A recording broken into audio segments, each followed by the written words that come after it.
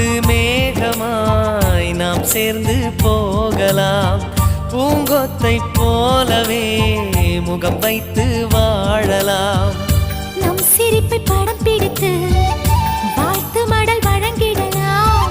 நூற்றாண்டை தாண்டியும் நம் பெயர் நாளை நிலைத்திடலாமே.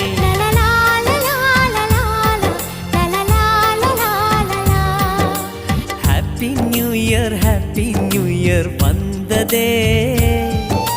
அன்பை சொல்லி ஆசையுள்ளம் துள்ளு.